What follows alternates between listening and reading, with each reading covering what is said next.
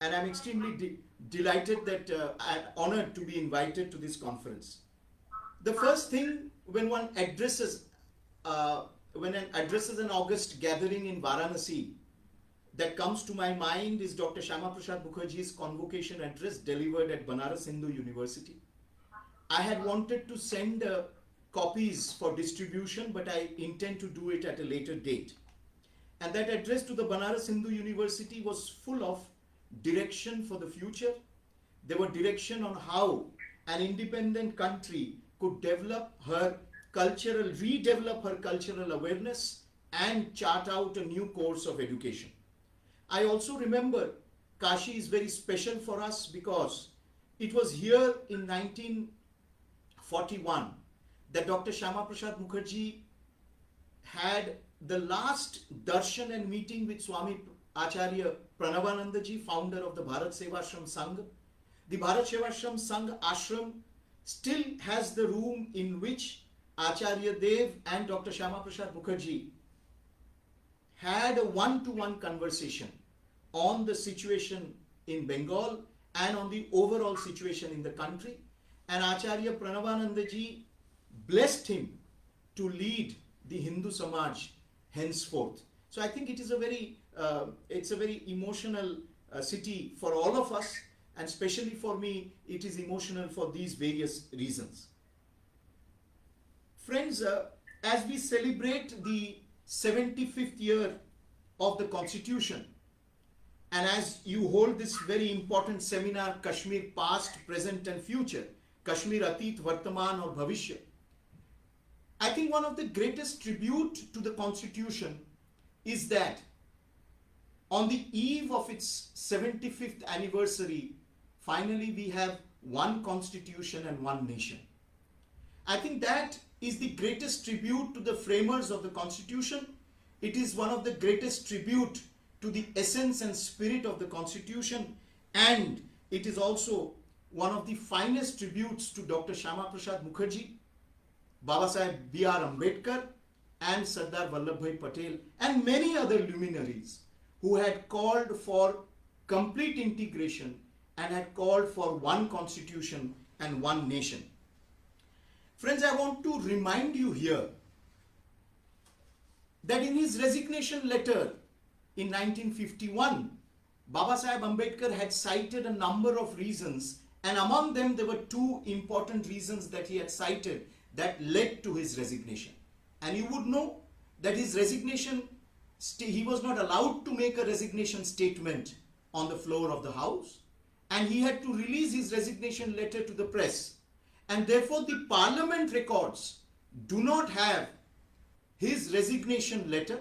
It is his complete works, his writings, the 17 volumes of his writings that contain his resignation letter, which is a formidable document of independent India. It was in April 1950 that Dr. Shyama Prasad Mukherjee resigned, and it was in 1951, just over a year after that, that Babasaheb Dr. Bhimrao Ambedkar resigned from the cabinet. He said he was disturbed. Among other things, he was disturbed with two aspects and two dimensions. And one was Kashmir and the condition of our people in East Bengal. And he specially said that what I'm afraid of is, and I quote him, that the proposed plebiscite, which is to be an overall plebiscite, in that the Hindus and Buddhists of Kashmir are likely to be dragged into Pakistan against their wishes.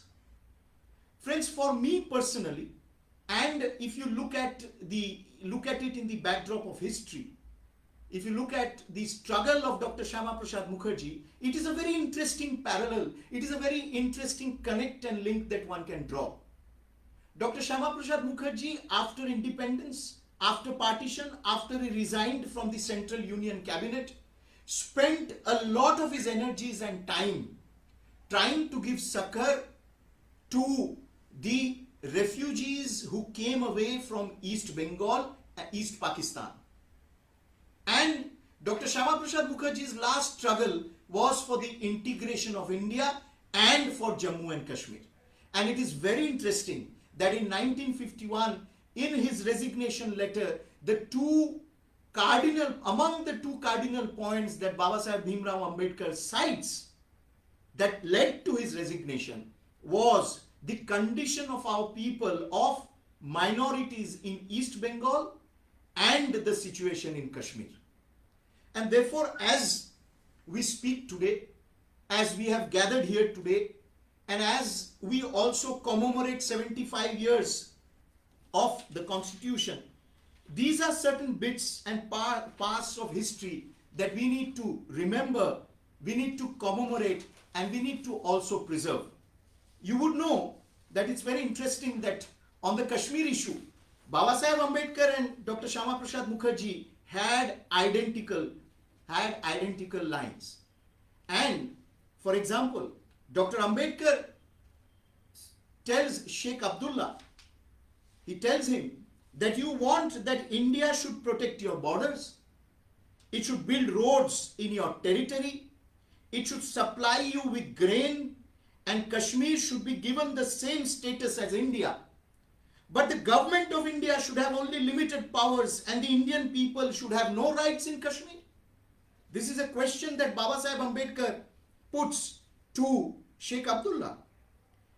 On August 7th, 1952, when Lok Sabha discussed this situation in Kashmir, Shyama Prasad Mukherjee, and I would urge all of you, you have gone through, but I think we should keep also going through these admirable debates, fascinating debates.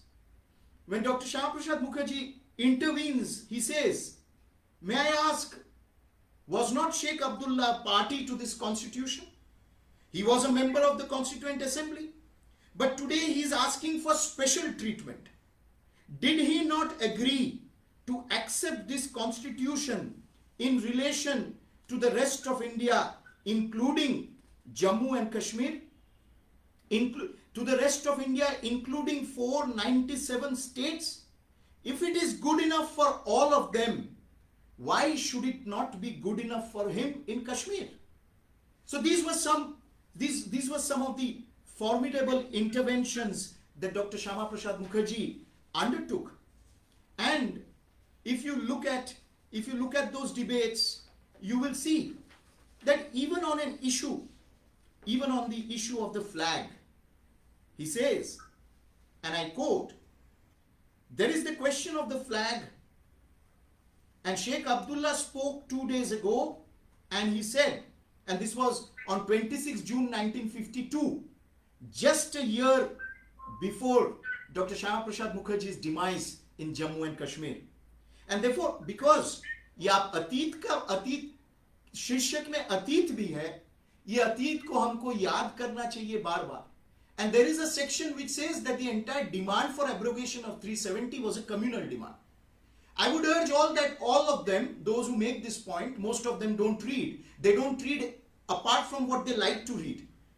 Some of us read what we don't like to read and what we like to read. I think that's one of the greatest, it should be one of the fundamental attributes of a scholar.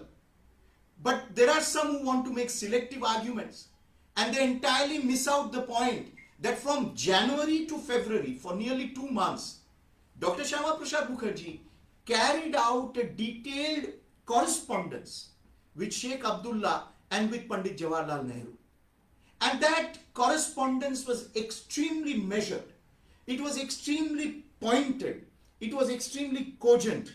And it was with an extremely patient and accommodative mindset, purely based on the ideals and the framework and the essence of the constitution, that Dr. Shyama Prasad Mukherjee took forward this correspondence. And so on 26 June 1952 in Parliament, he says that when 2 days ago Sheikh Abdullah said, oh, of course we will recognize the Union flag. And Dr. Shyama Prasad Mukherjee says there is no question of his recognizing the Union flag. There is no question of the Union flag is there in spite of anybody. And that is the flag of free India. Sheikh Abdullah said, we will treat both flags equally. Shyama Prasad Mukherjee says, you cannot do it. It is not a question of 50-50. It is not a question of parity. It is a question of using one flag for the whole of India, India that includes Kashmir. He says, let them keep the flag of national conference for their political programs.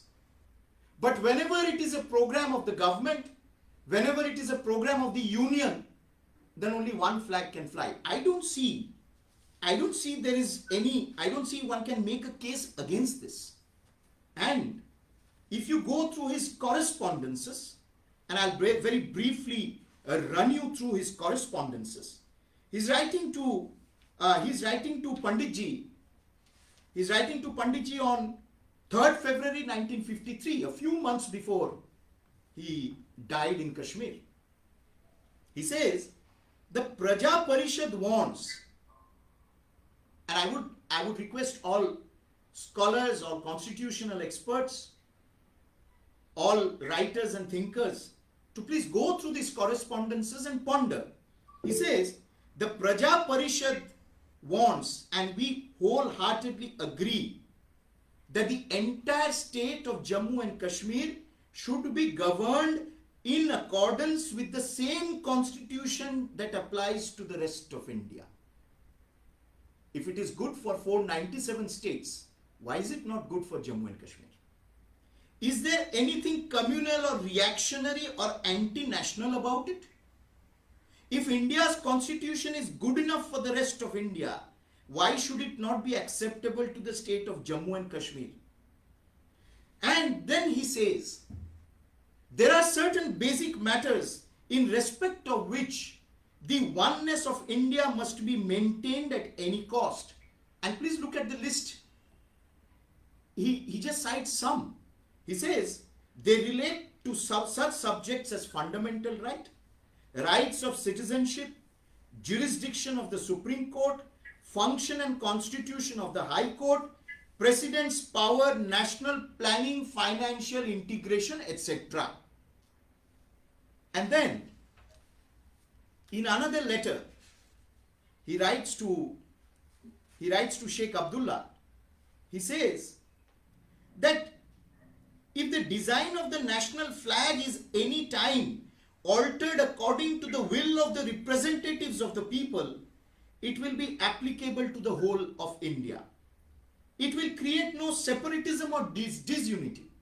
But if each state starts having its own flag according to the wishes of the party in power, and then it will be a blow on India's national and political unity. Then he says, you call yourself as the Prime Minister of Jammu and Kashmir. There can and should be one Prime Minister, and he is the Prime Minister of India as a whole. In all the states, the first executive citizen is known as the Chief Minister. He continues to make these arguments. Then he says, there cannot be a republic within a republic. There can be only one sovereign parliament, and that is the Parliament of India. Consciously or unconsciously, you are creating a new sovereignty for the Jammu and Kashmir state. India has been torn into two by the two-nation theory. You are now developing a three-nation theory, the third being the Kashmiri nation. These are dangerous symptoms and are not good for your state and for the whole of India. I think, these are various points he makes. He says that it will create, if you say that the bogey of Muslims ceasing to trust India and going away to Pakistan continues unchecked, it will create the same complications as Mr. Jinnah's stand did. India is governed according to one constitution which is not based on any communal or sectional consideration. If 4 crores Muslims in India can be expected to live with safety and honor under the constitution, the population at that point of time, why should 30 lakhs of Muslims in Kashmir, who will be the majority community in the state, be in a mood to go out of India? Why? So if you look at the correspondences, if you look at the debate, if you look at his public meetings, the entire movement for integration of Kashmir, and he says at one point of time, please don't be under the impression that this demand is only made by Hindus of Jammu. A sizable sections of Muslims in the state of Jammu and Kashmir have also demanded abrogation and integration. Abrogation of 370 and integration of the state with India. So I think the entire debate at that point of time hinged on ensuring the fruits, the rights, the benefits of India's constitution to the people of Jammu and Kashmir. This was the basic argument, and obviously for various reasons, this basic argument, people want us, a certain section wants us to forget because it's not in their, it doesn't in their list of things. This is something which they do not want to see the light of day. If you look at the listing that he does, he writes to Panditji in, again, mid-February, around the time that we are discussing now. This was in 1953. He says that please look at the points that the Praja Parishad has put before you. Look at their demands. Don't look at them through the communal prism. Their demand entirely hinges on the constitution. He says the points for your consideration that are repeatedly placed before you are this: finality of the accession to India through a resolution to be adopted by the Constituent Assembly of Jammu and Kashmir, adoption by the state of the provisions of the Indian constitutions, such as regarding the matters of fundamental right, one that I had cited some time back, acceptance, point number 6, acceptance of the supremacy of the Indian flag. Now, who would have a problem with that? The supremacy of the Indian flag, a flag which we designed, with the Constituent Assembly adopted, which was passed, which was accepted, that the supremacy of that flag must be recognized. This was among the various demands that were made. Now, friends, I also want to bring to your notice that in 1964, Lok Sabha debated abrogation of Article 370 for nearly 3 months, September, November, December 1964. Prakashvir Shastri, member of the Lok Sabha, had brought in a private members bill, and Lok Sabha debated this for 3 months. Now, it is a very interesting debate. September, November and December.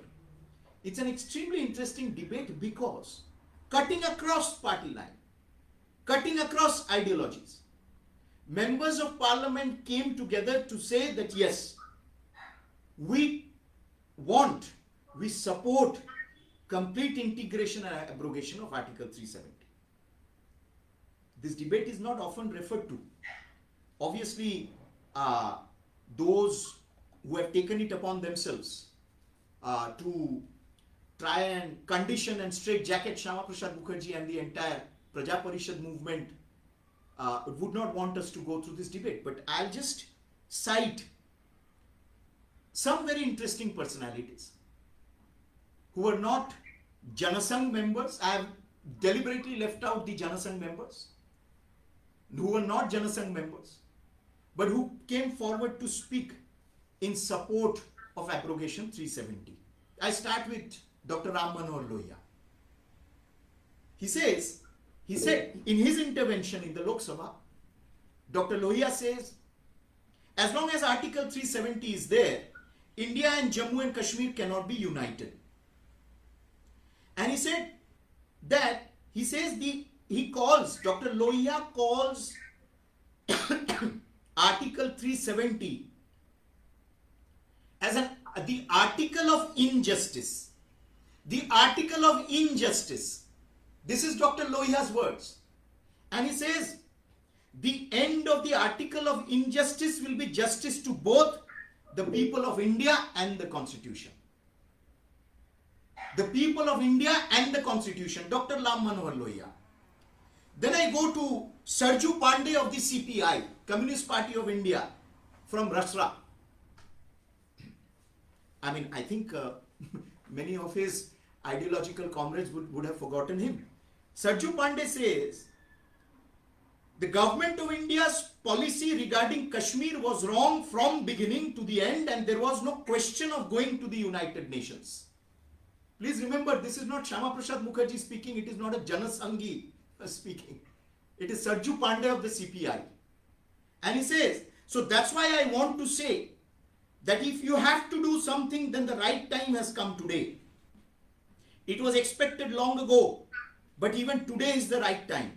It is absolutely certain that the government of India should clearly declare their policy on Kashmir. Then I come to S.M. Banerjee, member of parliament, not very far from where you are sitting, and I have joined you virtually. S.M. Banerjee, independent member of parliament, CPI, supported from Kanpur. S.M. Banerjee was a veteran trade union leader. Fourth-term member of parliament from Kanpur. And in those days, it was not so tight, so Bengalis could also go and contest elections in Uttar Pradesh also. So S.M. Banerjee says, I have stood up to support this bill which my friend Mr. Prakash V. Shastri has presented before the House. I understand today that the members in the House participated in this debate. He says, I think that in view of the international situation today, it is necessary that Kashmir should be merged with India in every respect. It should be said that Kashmir belongs to India, and will remain of India. I think there should be no two opinion in this. S.M. Banerjee, CPI supported member of parliament from Kanpur, Lok Sabha. Not a member of the Janasangh, in opposition. Then I come to H.V. Kamath, socialist, the legendary Harivishnu Kamath. He was later a member of the Janata Party, much later. He was a member of the Constituent Assembly and of the Forward Bloc, in those days a very close and admirer and disciple of Netaji. He says, Harivishnu Kamath says, I take my stand so far as this article is concerned on the firm base that now Jammu and Kashmir state is suffering because this article is there. Because difficulties are thereby created. If this article is repealed, the state will derive the same benefit as other states of the Union are deriving from their relationship with the Indian Union. And therefore, it is from that point of view that Jammu and Kashmir should be as much, and this is a very important statement that H.V. Kamath, legendary H.V. Kamath gives. He says, from that point of view, it is from that point of view that Jammu and Kashmir should be as much a beneficiary of the relationship with the Indian Union as every other state such as Mysore, Kerala, Bengal, Maharashtra or Madhya Pradesh is today. So you have seen the socialist position, you saw the communist position, now I come to the Congress position. I just selected one member of parliament from Congress, otherwise I would have also selected the other member of parliament from Congress, Chapalakanta Bhattacharya. He was a two-term member of parliament from the Congress from Raiganj in North Bengal. The doyen of Bengali, one of the doyens of Bengali journalism, Chapalakanta Bhattacharya had made his mark in Bengali journalism. And when he got up to speak, he said something very interesting. Chapalakanta Bhattacharya said, we cannot imagine Kashmir without India and India without Kashmir. And then he goes on to, then there was N.C. Chatterjee also, father of late Somnath Chatterjee himself, president of the Hindu Mahasabha, close colleague of Dr. Shyama Prasad Mukherjee. But I quote here D.C. Sharma, member of Lok Sabha from Gurdaspur, Congress member of Lok Sabha from Gurdaspur. And D.C. Sharma said, when I read this article, number 370, I come to the conclusion that our constitution is disfigured by this article, which is nothing but a kind of constitutional anachronism. A kind of constitutional anachronism. I would say that it is not a wall in the sense the Article 370. Gopal Dutt Mengi had referred to the Article 370 as a wall. And DC Sharma, Gurdaspur, Congress member from Gurdaspur, says it is not a wall. If it were a wall, I could demolish the wall easily in no time. It is not a wall, but it is a big mountain which stands between India and Jammu and Kashmir. Although we have dug the Banihal tunnel and we have done everything else, we have not demolished this mountain yet. I feel that this mountain should be blasted with a dynamite. With the dynamite of goodwill, firmness and decision. That way lies the salvation of India, and that way lies the good and welfare of the people of Jammu and Kashmir. Congress member from Gurdaspur. Now we come to the National Conference. A very senior leader, perhaps a voice in the wild, Abdul Ghani Goni, a senior member of one group of the National Conference from Jammu, member of Parliament from Kashmir. And I will end this section with him, and I'll just take a few more minutes, because I know what I miss is to have this eye contact with you, to be in the physical presence of all of you, and to have Professor Aruna Sinha sitting in front. So it's always a very inspiring feeling to look at her and to speak. So I'm missing that, but therefore, so now Abdul Ghani Goni, please remember, member of National Conference from Jammu and Kashmir. He says, Article 370 is only a provisional provision and a temporary provision in the Constitution which can be removed at any time. This is not Atal Bihari Vajpayee talking. This is not Shyama Prasad Mukherjee talking. This is not U.M. Trivedi talking. This is not Balraj Madhok talking.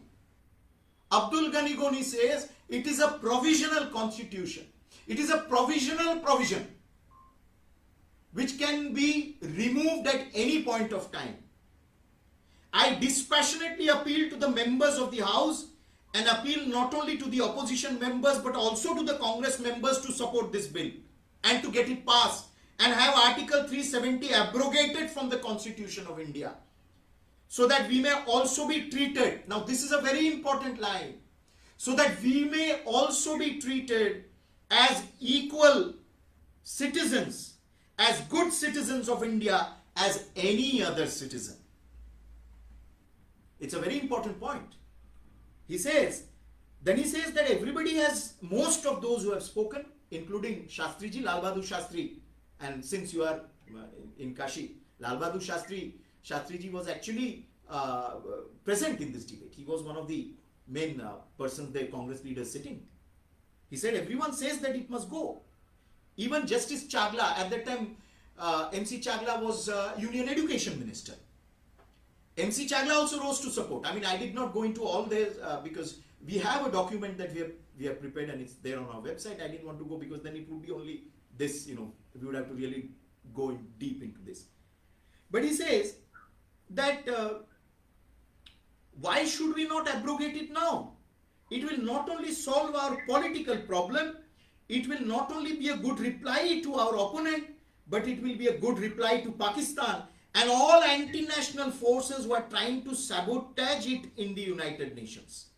So I would request, in the name of democracy, in the name of Indian secularism, that this amending bill must be accepted by the government. This was Abdul Ghani Goni from Member of Parliament, National Conference from Jammu and Kashmir. And he also says this. There are other members who join him from Jammu and Kashmir, who say that when you pass a bill in Lok Sabha, in Parliament, it says applicable across India except Jammu and Kashmir. It is to be applied all across the country except Jammu and Kashmir. Why do you keep us out? Why are we kept outside the ambit? So it's very interesting. And this was in 64. 11 years after Shyama Prasad Mukherjee had died in detention in Srinagar. And yet, the seeds that he had sown, the arguments that he had made, kept emerging over the years. So on the one side, you had this huge bogey, that Article 370, and that bogey we saw in 2019, that Article 370 would unleash rivers of blood, unleash instability, alienate the youth. And on the other hand, cutting across political spectrum, you had a continuous decent decibel of voices who were very reasonable, committed to the constitution, committed to independent India, committed to India's integrity and unity, who kept raising these issues and very cogently raising these issues. So friends, I just wanted to take you through this in a very, slightly just go over this. And in 2019, when finally the Article 370 was abrogated, and Prime Minister Narendra Modi gave the call of a Naya Jammu and Kashmir, he in fact reminded us the various discrimination that this act had brought about over the years. And you very well know, I mean, there are a number of senior scholars who must have already spoken on this yesterday. Respected Dr. Joshi ji must have been there, and he must have spoken on this. He must have touched upon. We know, for example, and Prime Minister reminded us that in all other states, the Safai Karmachari Act was enacted for hygiene workers, but the workers of Jammu and Kashmir were deprived from this. I think anti-democratic, anti-social justice, anti-equity is one of the descriptions that one can give of Article 370.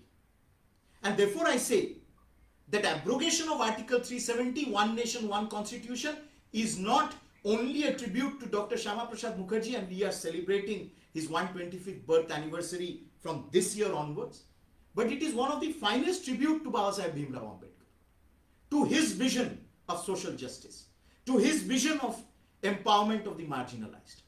And this was the exact point that Dr. Mukherjee kept making in his letters and his speeches. Why would the citizens of Jammu and Kashmir be deprived from the benefits, from the adhikar of the constitution?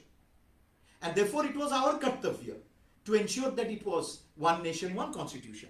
Now, you see, there was this argument that is given of Kashmiriyat as a cultural entity. And Kashmiriyat would be endangered, and therefore Kashmiriyat required some kind of legal protection for its survival. This argument was made. The case of Kashmiriyat is not only presented as an exclusive phenomenon, but also underplays the cultural diversity of Jammu, Kashmir and Ladakh region. I want to bring in here the sacred memory of Kushak Bakula Rinpoche ji. Please look at his life. Please look at his struggle. And in those days, when he raised his voice in the Lok Sabha, in Parliament, when he wrote, Shyama Prasad Mukherjee stood by it. He says that Ladakh is also unique. Please let us preserve their culture. Let us preserve the Buddhist legacy. Let us preserve that vast repository of wisdom and knowledge, uniqueness that they have developed over thousands of years. If we are talking about uniqueness of the valley, Ladakh is also unique. In fact, Babasaheb had gone a step further. He was, one can say Babasaheb was very strong and forthright. He said, divide the state. Let Ladakh and Jammu come to India. Let them do what they want. Let the other part do what they want. It's there in his resignation letter. Shyama Prasad Mukherjee says, no, I don't advocate this division of the state. But I say, please recognize the uniqueness of Ladakh, of the Ladakhis. And so therefore, if Kashmiriyat is conceptually a binding force with inclusive appeal within the region, then why can't it gel with India as a whole? In fact, those arguing for a special status are themselves not convinced that Kashmiriyat is a culturally inclusive phenomenon. but subconsciously are accepting it as something exclusive and valley-centric, having no chance to survive once the policy of protectionism is withdrawn. Do they mean to say that when they talk about Kashmir, it does not include Ladakh? Ladakh also can be included in Kashmir. So, I mean, these arguments are there, and one can go on and on. And for example, when is it, you say that, and this question was there, that do we look at states in India as Hindu states and Muslim states? This was a question that tangentially Dr. Shyama Prasad Mukherjee had asked also. So why this argument when it comes to Kashmir, comes to the valley, comes to Jammu and Kashmir? So I think, friends, this past is extremely important for us to have this perspective, because obviously you know that there's a large, a very well-oiled, though that oil is now reducing, but in the past there was a very well-oiled network internationally, which called the Indian Army an occupationist force, which called the Indian state an occupationist force, which questioned the right of the Constitution of India. So it's very interesting that these very voices question the Indian Constitution, question the Indian constitutional framework, but they also speak about the need to protect liberty. Now I'll quickly run through the present of Kashmir, and I think you would have noticed that a challenging phase, and then gradual coming back, the gradual movement forward, gradually coming back on the track of the democratic process. There is an elected, as a first step, there is an elected government today in Jammu and Kashmir. And as the years go by, one will eventually come back to the situation of having a completely full-fledged elected government. And as promised, this was done in the last 5 years incrementally. And therefore, on the ground in terms of deliverables, on the ground in terms of democratization at the grassroots, there has been a visible change that has taken place and is taking place in Jammu and Kashmir. I'll very briefly run through a few points because my time is also now ending. Over 890 central laws previously not applicable due to Article 370 are now implemented in Jammu and Kashmir. There have been 250 outdated laws which were discriminatory, 205 outdated laws which were discriminatory in nature, which have been repealed. The usage of a separate flag has been ended. You know that the first ever 3-tier Panchayati Raj system, grassroots democracy, is on track. Election to the local bodies have taken place. Over 51% voter turnout in the election to local bodies, unprecedented in the electoral history of Jammu and Kashmir. Direct funding over 3,000 crores has been directly transferred for rural development projects in the state. There has been reservation finally for marginalized groups, SC, ST, women and other groups. There has been a huge focus, you know, that significant decline in stone pelting and terrorism incidents. There has been a complete end to the Bandh culture. And you would also know that there has been a major, I think Sir who was speaking before me referred to the highest bridge in the world. So you would know that there's been a major boost, major focus on infrastructural development. And 6,000, nearly 7,000 kilometers of roads have been constructed. The Zojila Tunnel, Asia's longest, will provide all-weather connectivity, nearly 13.5-kilometer tunnel. And this year, on 26 January, the first time the Vande Bharat, the trial run of Vande Bharat took place from Delhi to Srinagar on 26 January, the first time ever. I think that further cements the spirit of unity and one nation and one constitution. And so, you know, I can go on and on. The hydropower project, over 3,000 megawatt of capacity has been added. There have been solar energy initiatives. And you know that skill development and many other initiatives have been taken. Industrial growth, investment, I think 28,400 crore industrial development scheme. And this in 2022-2023 alone, 2,150 crore worth investment has come to Jammu and Kashmir. Local handicraft and handloom and agriculture and horticulture, especially the apple and saffron production, 75% of India's apple production comes from J&K. So friends, there is an attempt. There is an attempt in good faith. And this attempt is being made through various challenges to overall push the region towards greater empowerment and greater prosperity. And starting from, and I was very, in fact, I had suggested that we should do sometimes a kind of a conclave, informal in nature. When I realized that there were 500 startups registered from J&K in the last 3 years, 500 startups, and most of them are young entrepreneurs who have registered and who have started off, who have, you know, gone off towards a new journey. The handloom, handicraft and weaving industry, the GI tag, Kashmir crafts, etc. are also there.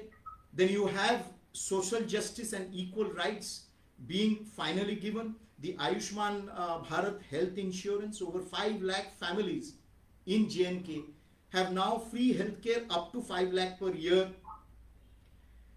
The Jal Jeevan mission, which has finally reached clean tap water to 13 lakh rural households in the state. 13 lakh rural households in the state. And I'm not even getting into the AIIMS, the medical college, etc. And over 2 lakh young people have been trained in IT entrepreneurship and skill-based jobs. There is a focus on the mother tongue, on mother tongues. There is an increase in the volume of vocational training. Over 1,000 schools have been upgraded to smart schools in the state. And there are various other parameters. There are various other parameters that one can look at, starting from women education to skilling. And I think in a positive spirit, if one were to look at the present and to estimate the future, it is that, and it is in a sense only that the state has, through a lot of trial and tribulation, been able to achieve a certain direction in the last 5 years, a certain democratic essence and fabric which is being rekindled. Jammu and Kashmir is not anymore hyphenated with a certain international narrative and agenda, and there is a recognition amongst those who think and amongst those who wish to impartially look at the situation that yes, it is a unique region. It has its uniqueness like many other regions in India. This uniqueness has unique possibilities, and I mean, I'm sure you remember the kind of tourist inflow that has taken place in Jammu and Kashmir. It is the highest record of over 1 crore tourists visited J&K just in 1 year in 2023, the highest ever record. So there is a greater boost to the local economy. There is a greater, as they say, melange. There is a greater mingling. And that uniqueness of Jammu and Kashmir, which all of us want to feel, all of us want to savor, all of us want to be part of, that uniqueness is now spreading across India. You have so many people, and especially I see so many people going from all states, but especially from West Bengal I see, and they're so inspired to be there, so happy to be there, just to be there. I think this shows also that unique place that Jammu and Kashmir, the people of Jammu, Kashmir, Ladakh have in the heart of all of us. And I think these national seminars, such as the one organized by Varanasi Institute of History, are extremely relevant in this context, therefore. They are extremely relevant to further bridge the gap, to further, to further show the way ahead, to show us also what more needs to be done and how that needs to be done. Seminars and conferences and outreach such as these are also opportunities for a meeting of minds, for an exchange of ideas, and for the evolution and emergence of greater cohesion and of greater concerted action. After all, it is India, it is India's unity, it is India's national interest that inspires all of us. I am extremely thankful to Professor respected Aruna Sinhaji for inviting me, to her entire team for organizing this seminar, and I hope we can also work together in future and for many more such outreach, for many more such discussions and manthans, which is essential and which is a cardinal part of our intellectual life and fabric. Thank you so much. Dhanyavad.